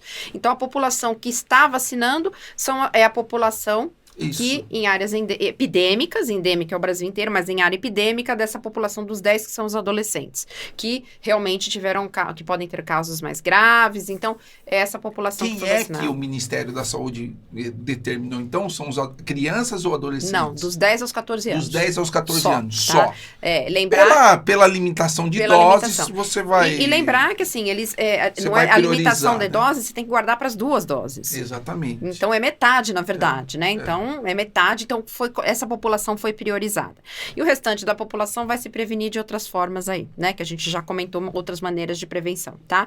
E de diagnóstico precoce, acesso ao serviço de saúde rápido, alguns locais montar as tendas para orientar a população. Então, é essa parte, né, que o serviço Quais são as principais regiões aí de prioridade da vacinação aqui no Brasil? Olha, neste momento, eu acho que tá a região centro-oeste, né? Acho que Brasília também, Minas Gerais, esses têm uma prioridade grande aí da vacinação, tá? Que é onde está tendo epidemia, onde os 6 estados... Eu ouvi falar alguns municípios aqui em São Paulo. Não sei, não ouvi sei, falar não. Guarulhos, ouvi falar... Não sei se São Paulo tem, tá? Tinha vacina em clínicas privadas, acabou também. Acabou. Porque ela chegou em maio do ano passado. E lembrar que... Essa da clínica privada é a antiga. Não. É a nova. É a nova, é a Quidenga, tá? Então, ela já chegou e foi feito... Olha, vacine, porque a vacina, ela vai segurar essa epidemia agora? Não vai segurar. Vacina é para o futuro. Né? A vacina, a gente né? Tá plantando... Então, eu tenho uma dose agora... E eu tenho uma dose daqui a 90 dias, para eu estar completamente imunizado. Daqui a 90 dias, eu espero que a gente não esteja mais na dengue aqui, né? Porque vai entrar o frio, tem tudo isso. Mas para o próximo ano, né? Ela vai proteger. Então, é esse o objetivo, tá? Então, a gente tem várias medidas no momento e programar para próximo ano. Quanto tempo ela dura, Cris? Os estudos têm 4, 5 anos, Sim. né? E nos 4, 5 anos vamos ver o que indo, tá indo bem. Então, vamos protegendo. ver como é que... Exato. E a do Butantan, né? De diferente aí, que sai dos estudos agora, fase 3, né? É excelente a imunogenicidade, é maior do que a da Takeda, né? Nos estudos, isso até fase 3 aí. E ela é uma dose única. Nossa. Tá, então maravilhoso, não precisa repor, né? Então, e tem segmento já, eu acho que é uma vacina bem promissora e produzida dentro de território nacional, com o Instituto Butantan, que é de alta confiabilidade, né? Que tem capacidade, né? Dentro aí de tudo que a gente conhece de fazer uma vacina que possa ser disponibilizada para toda a população. Ela é feita do quê? Vírus vivo atenuado também? Vírus vivo atenuado, tá? Cris, é importante a gente enfatizar, você falou muito bem, ela não vai proteger agora, só que é o início de um trabalho para proteção futura. Prevenção é né? isso, né? Prevenção eu não quero ter um derrame cerebral, eu não quero ter uma hipertensão, eu tenho que cuidar disso a vida inteira. Eu tenho que ter atividade física, eu tenho que me manter magro, eu tenho que me alimentar bem, não é? Não é para amanhã. Isso aqui é pra você. Exatamente, eu tô tentando perder minha barriga já faz 3 meses, eu sei, tomara que daqui a 1 ano. Né? Não tem jeito, isso a gente quer o quê? A gente tem que começar isso na infância, entendeu? Para poder lá na frente, eu tenho que me acostumar a comer alimentos bons na infância para não ser uma dificuldade quando eu chego mais tarde. Isso que você está falando já quebra aquele paradigma. Me vacinei, peguei a dengue. Os anticorpos, 30 dias após a vacinação, a primeira dose, já estão já estão bem elevados, tá? Ela protege já. Mas você tem que dar o booster para você manter tá? Então, assim, após 30 dias você já tem uma proteção boa. Tá? Mas a gente não pode contar só com isso, né? E você vai ter uma imunogenicidade mais ordeira no corpo, né? Exato. É para isso que serve o booster. Qual é a porcentagem da população que tem que ser vacinada para você realmente ter um trabalho efetivo? Da população alvo? Agora não vai ser. Agora não vai ser. Agora a gente está tentando proteger os adolescentes. Mas vamos dizer, futuramente eu tenho vacina disponível, eu preciso de fazer uma campanha. Qual é a porcentagem que tem que ser vacinada? Da população alvo, que é todo mundo, ou seja, todo mundo assim, né? Eu vou excluir aquelas, por exemplo, eu não posso vacinar. Qual a contraindicação dessa vacina? Exatamente, nós não falamos e depois você responde minha pergunta. Daí eu Quem não pode tomar? Quem não pode tomar? Por ser uma vacina de vírus vivo atenuado, né? Ela foi estudada nessa população, né, dos 4 aos 60 anos, né? Então, faixa etária menor eu não posso dar e nem maior por enquanto. Eu não posso dar em gestantes, por isso, nesse momento, talvez para frente, como a febre amarela também mudou depois, talvez lá para frente a gente tenha estudos que possam dar a gestante. Mas agora não temos estudos. Não temos estudos, nem acima dos 60 anos, né? Para liberar a utilização. Mas nesse momento, gestantes, essas idades, né, menores que 4 anos e acima de 60 anos não tem também. Imunossuprimidos, ou seja, populações que tenham uma imunidade mais baixa, não é qualquer imunidade. Eu sou um soro positivo, eu tenho HIV, eu não posso. Não, você tem um HIV controlado, bonitinho, com uso antirretroviral, sua imunidade tá boa, você pode tomar. Mas eu tenho um câncer em quimioterapia, nesse momento não dá. Eu sou um transplantado, né, de medula, nesse momento não, então assim... Uso corticoide uso de cronicamente. corticoide em doses mais elevadas por mais de 15 dias, não pode. Por quê? É uma vacina de vírus vivo atenuado, então você tem que ter a tua imunidade pronta para combater esse vírus que está ali, um pedaço na vacina. Então, isso é importante. Então, imunossuprimidos também não vão poder. Então, por você não ter essa população-alvo, e é muita gente que não é população-alvo, não pode, teoricamente, a gente quer uma cobertura vacinal de 90%, né, da população alvo, porque eu não tenho população-alvo. Então, o Ministério da Saúde coloca aí para algumas vacinas acima de 95%. Mas eu creio que vai ficar nisso também para a população-alvo. Quer dizer, quando a gente tiver vacina disponível, a gente tem que vacinar todo mundo que tiver indicação. Eu acho que 100% da população porque alvo. um protege o outro, né? Um protege o outro. De novo, né? Vacinação é um pacto coletivo, né? Você tomando a vacina individualmente, a probabilidade cai. Você tendo bastante gente ao seu redor vacinada, a probabilidade vai cair bastante. Exato. E se tiver a população-alvo vacinada, acabou. A probabilidade vai cair mais muito, né? Exatamente, né? E de novo, né? A gente falou muito nisso na Covid, é um pacto coletivo, né? Não é individual, a vacinação é coletiva, né? Então, a gente está pensando na gente, no pai, na mãe que está ao redor, nos filhos, no vizinho, né? A gente está pensando em todo mundo que está ao redor da gente. Não adianta você pegar e sair correndo para se vacinar depois. Não, eu não quero, não. Você tem que pensar, não, eu vou tomar a vacina para proteger quem está ao redor e não pode tomar, tá né? Porque eu tenho muita gente que não pode tomar. Nessa, né, de vírus vivo atenuado, eu tenho bastante gente que não pode tomar. Olha a população que não vai poder tomar, né? Então, isso é importante que quem possa tomar, tome. Tá? Quando tiver, né, é disponível. E a orientação para quem é imunossuprimido, para quem está contraindicado, evitar o mosquito a qualquer custo. A qualquer custo, exatamente.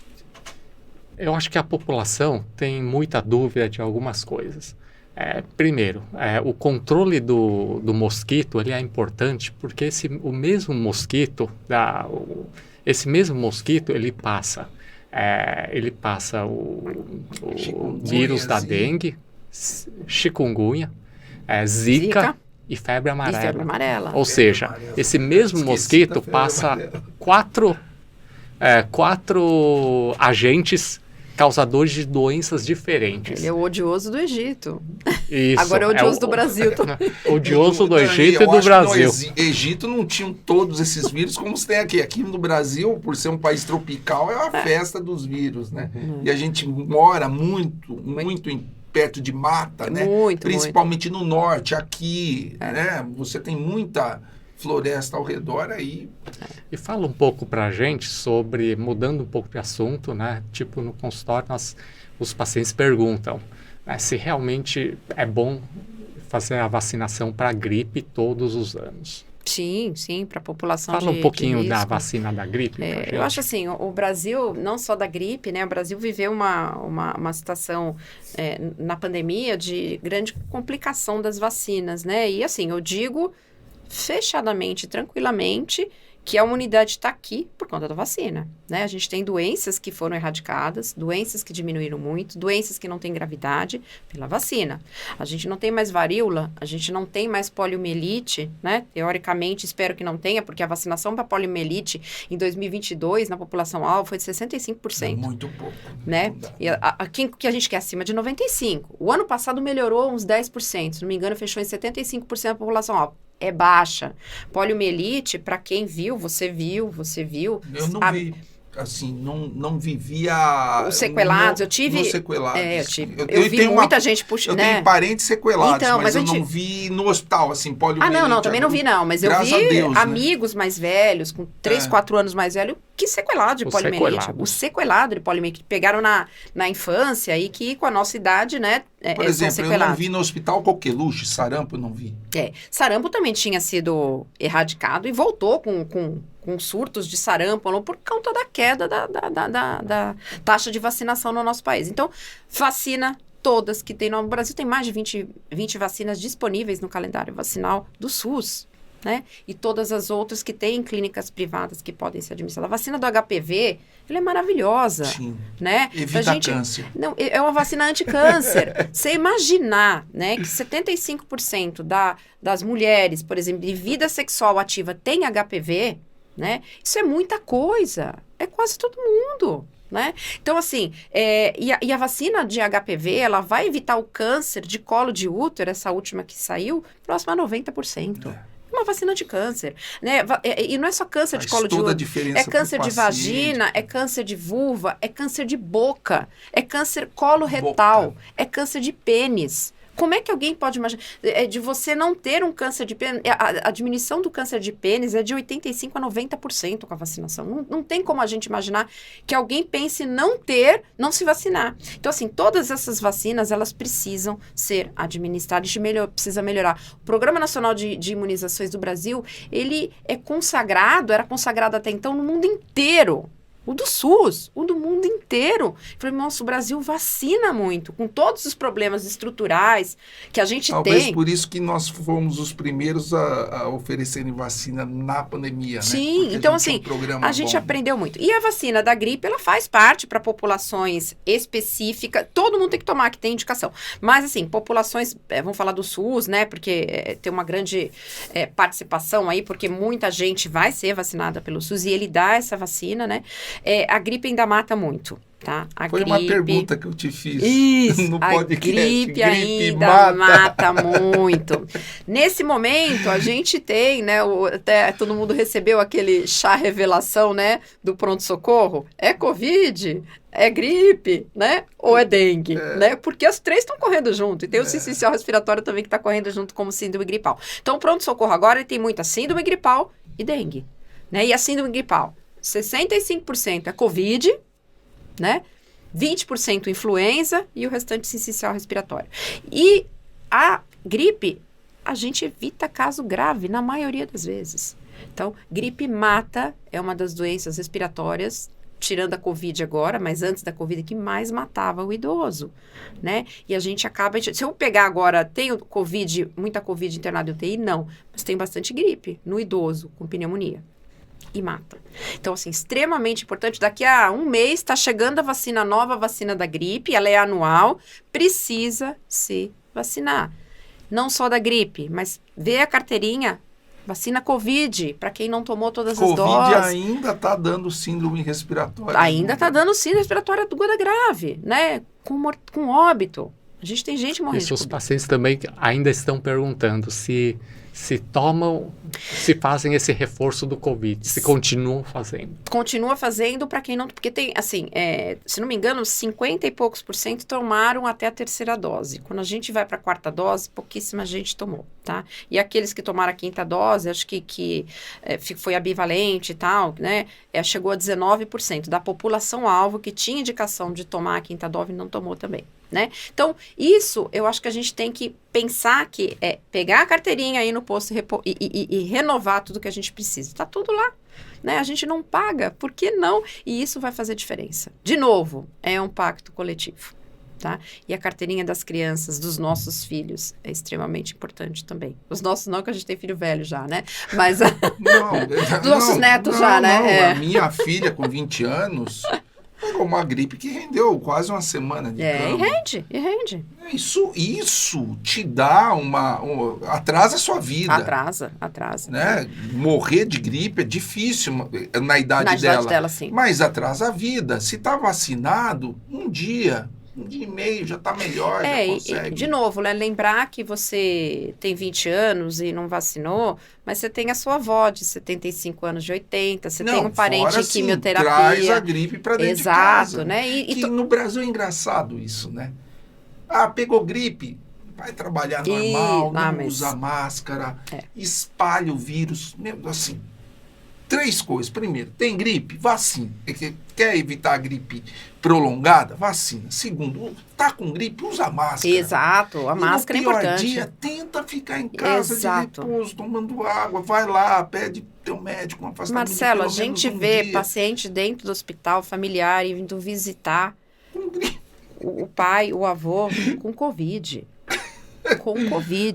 Mas eu vou falar uma coisa pra você, Cris. Um cara entrar bem gripado numa UTI pra visitar é tão ruim quanto o Covid. Não, é horrível. Mas entendeu? Por quê? Porque vai passar gripe para um paciente mais idoso e gripe em paciente idoso pode complicar com pneumonia grave. Mata, né? E fala um pouco para os nossos ouvintes também sobre vacina para herpes zoster. Então, a vacina para herpes zoster, que é nova também, que eu tomei. Ela tem indicação aí a partir de 50 anos, né? Também é uma vacina de vírus vivo atenuado, né? E ela é uma vacina que foi bem estudada, a anterior não tinha tanta eficácia e tudo, mas essa vacina, os estudos mostram excelentes resultados, né? E assim, o herpes zoster, a gente vê com muita frequência atualmente. A gente não via tanto, ou não se fazia diagnóstico, não sei, mas é muito. E o herpes zoster, ele tem complicações graves, né? Além de qualidade de vida, você faz uma lesão pequena, ok, mas muita gente faz lesões enormes, que ficam com sequela, muito, que ficam com neuralgia pós-herpética por meses, que tem que medicar, que os medicamentos são horríveis, né? Porque são medicamentos que deixam você meio bagunçado na cabeça, né? Antidepressivo, são analgésicos potentes. Então, assim, a vacina para herpes zoster também é uma vacina nova, né? Mas que para quem puder tomar, né? Não está disponível no SUS ainda, só em clínicas privadas, mas é uma vacina excelente a partir de 50 anos para que você tenha complicações do herpes zoster, que são complicações a longo prazo que são complicadas. Então, também tem indicação, né? A partir dos 50 aí. Já tem estudo falando a duração dessa vacina, não? Ou ainda tá a mesma coisa que a dengue ali? Tá, não. Tô seguindo os pacientes há tanto tempo e não teve... Eu acho que... Última vez que eu levantei sobre isso, em relação à duração, depois de 5 anos, fizeram uma reabordagem e os pacientes ainda estavam com imunidade mantida ainda. Então, ou seja, por enquanto tem 5 anos de acompanhamento. Tá, é isso aí que eu também li disso. Não tem 10 ainda não, mas tem 5. Está recomendado o quê? Acima de 50 anos, é isso? Acima de 50 anos. E como ele é vírus vivo atenuado, então também devemos... tomar cuidados para aqueles que são muito, muito imunossuprimidos. Isso, é a mesma coisa, né? Então, o vírus vivo atenuado é aquela população que não vai poder, não idoso, porque idoso é o que tem indicação, mas assim, imunossuprimidos, em quimioterapia, uso de corticóide, tudo isso também tem que segurar. O herpes zoster, né? Na realidade, a história do herpes zoster é a varicela da infância, o vírus fica ali no corpo. Você acha que com a vacinação da varicela, será que há uma tendência em reduzir o herpes zoster nos pacientes? Eu acho que não. Não. Porque até a varicela, né, a gente sabe que a doença natural, ela dá muito mais imunogenicidade pelo vírus selvagem circular, né, e do que, né, apesar de novo, diminuir os casos graves absurdamente, né. E quando você tem a varicela vacinado, meus filhos eram vacinados, eles tiveram varicela, assim, 3 bolinhas. né? Um dia de febre, 3 bolinhas. Ou né? seja, o vírus vai estar lá de qualquer E jeito, assim, né? então ele tá lá guardadinho em algum momento Quer dizer, da a sua vacina vida. da varicela evitou a doença Exatamente. grave, Então, eu não né? creio, não sei também se isso, eu não li nada a respeito ainda, mas se esse aumento de casos que a gente tem visto tem alguma associação, de repente, com vacinar ou não na infância, a gente não sabe. Eu creio que não, mas a gente acho que tem bastante coisa para ser estudada em relação. O vírus é um... Herpes zoster é uma condição frequente. Todas as especialidades acabam tendo contato. O infectologista no seu consultório, o neuro no seu consultório, o dermatologista recebe muitos casos de herpes zoster, o clínico geral. E você tem encefalites, meningite por varicela zoster. Sim. Verdade. Né? Você também tem, sim. né? E meningite... Quadro cerebelar, né? Graves, né? Por varicela zoster. O herpes simples é mais comum, mas a gente tem, né? Quadros por varicela zoster, né? Agora, você falou do HPV... eu sempre tive evita câncer de colo de útero, a gente esquece dos outros, né? E boca é um câncer que assim, está diretamente relacionado com o HPV. Sim. E a vacinação pode evitar, né? Exatamente. É o câncer Faz atualmente de toda boca. a diferença. É o agente mais comum de câncer de boca, se não me engano, atualmente, o HPV. É o HPV. Câncer de boca é HPV.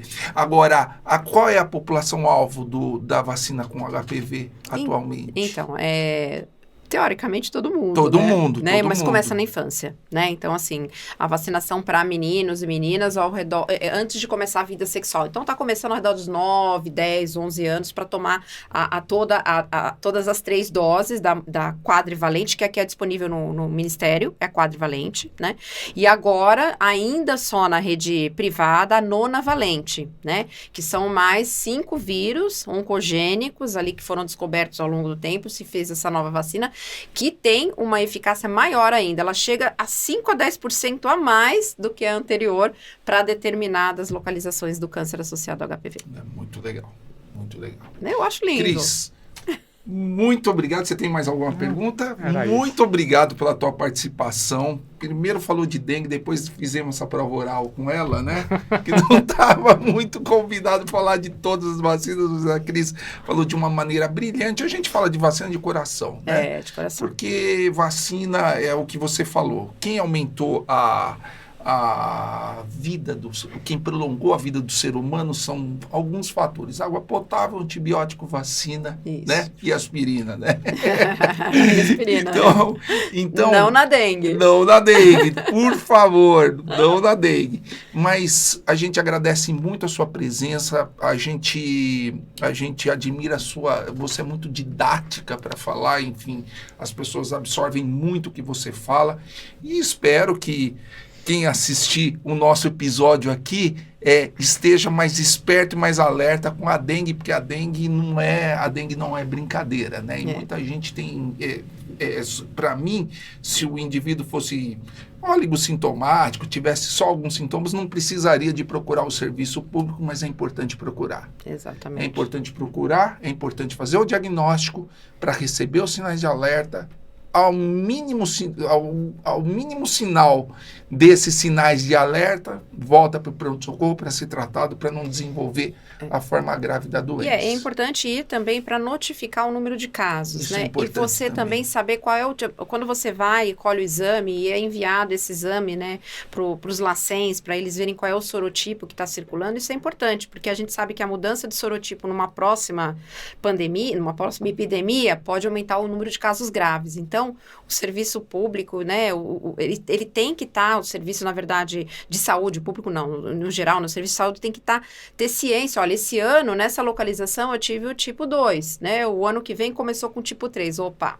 Se eu tiver alguns casos com tipo 2, eu sei que um monte de gente já teve, né? Então, isso ajuda a orientar o orientação, serviço, exatamente. O sistema público ele vai de saúde, pensar, né, de uma maneira diferente. O que é que está circulando melhora agora? A estratégia, né? E a gente fala, olha, nós estamos com um monte de casos aqui, né? Onde que nós vamos disponibilizar a vacina? Onde eu vou aumentar o número de profissionais da saúde para atendimento? Onde eu vou fazer os cartões de uma maneira adequada? Onde eu vou pensar diferente, fora da casinha, para poder orientar, para que seja feito o melhor e mais rápido diagnóstico e evite as complicações que são vistas por condução inadequada dos casos. Isso é muito importante.